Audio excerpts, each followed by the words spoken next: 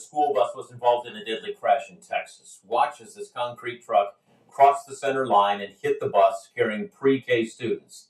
The bus rolled on its side. A 5-year-old student died, and so did the bus driver. Investigators said the truck driver admitted using drugs before the crash. And earlier this year, Ohio School Bus Safety Task Force shared a dozen recommendations with the governor and the rest of the state after this deadly school bus crash in Clark County.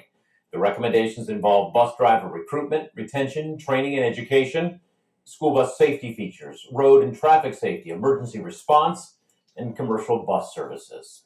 Police in Rockford, Illinois, identified the man they said stabbed and killed 4 people. He is 22-year-old Christian Soto, but authorities are still trying to figure out exactly why this happens. About 80 miles outside of Chicago, in the community of Rockford, it is still shaken by a stabbing that happened Wednesday afternoon. 4 people died, 7 others hurt. This attack happened across multiple areas in this northern Illinois city. The trauma of this magnitude impacts all of us. The dead have been identified as Ramona Schombach, Jacob Schombach, and 15-year-old Jenna Newcomb, whose mother told the Rockford mayor she died protecting her sister and her friend, and Jay Larson, a longtime postal worker who police said was stabbed multiple times. Jay was doing what he loved, serving his community, delivering mail to customers that he has served for 25 years. Police said the suspect was 22 years old. He faces almost a dozen charges, including 4 counts of first-degree murder. He was in court Thursday and was ordered to stay in custody. There may be more charges, and I think there probably will be more charges at the time that we present this to the grand jury. Police are not sure on a motive, but according to a criminal complaint by the county state's attorney, the suspect told investigators he believed drugs given to him were laced with an unknown narcotic, and he became paranoid. Our community is hurting because of the senseless act of violence that took place. Thursday afternoon, the community had a vigil for those killed. For those who died, their lives have ended, but their light can never be extinguished. Because a postal worker died, Soto could also face federal charges.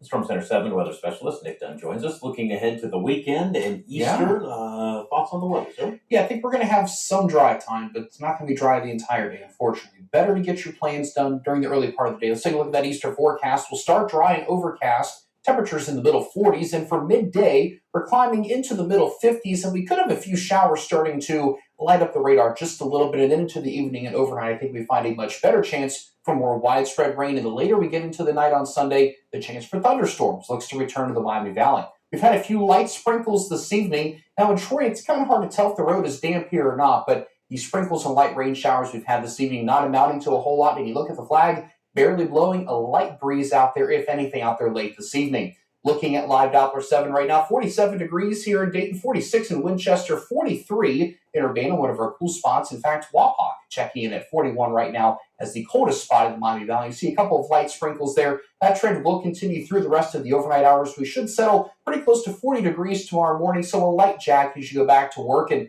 again, I know a lot of kids are on spring break, but if you're not, they want a light jacket first thing in the morning. The temperature is going to rebound into the 60s tomorrow afternoon. And then we start to look ahead to the weekend and beyond. We are looking at the potential for a wet and stormy pattern. Saturday through Wednesday, I've extended that now to Wednesdays. We're seeing multiple rounds of rain potentially. In terms of where the heaviest rain is going to fall, that's still a bit uncertain, but the potential does exist for 1 to 2 inches of rain or more across the Miami Valley. And in terms of severe weather, well, we're going to say strong storms are not out of the question, but given the fact this is still several days away and the best chance for strong storms right now looks to be on Monday, we've still got plenty of time to iron out some details, but be sure you stay tuned to the forecast. Let's show you futurecast here in the short term. Through Friday lunchtime, we do see the skies start to clear out, temperatures climbing into the 50s, and then the clouds will start to build in later on Friday night, and that leads us to some rain showers for Saturday morning as you get your morning started, maybe even a few rumbles of thunder as well. That's going to clear out during the late morning, but we could find a little more redevelopment into the afternoon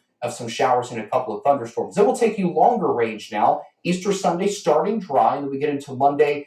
Yeah, more showers and more thunderstorms, and some of this rain could definitely be on the heavy side at times. We just see more rounds of showers and even a few thunderstorms into Monday night, going right into Tuesday. And then we start to see more just leftover rain showers as this very stubborn system continues to move across the Great Lakes. And watch what happens later Wednesday. Some colder air starts to filter in. A little early to tell if we're going to see any snowflakes or not, but hopefully we don't see any snow whatsoever because I think a lot of us are just kind of ready to move on. Showing you rainfall totals over the next couple of days here, really going to start to pile up in the next week. Again, you can see here a good signal for 1 to 2 inches of rain, and some spots could easily see more than that. Your Storm Center 7-day forecast shows despite the rain chances, temperatures are above average. We're in the 60s right through next week as well. As we look ahead to the middle and minor portions of next week, we cool off back into the 40s.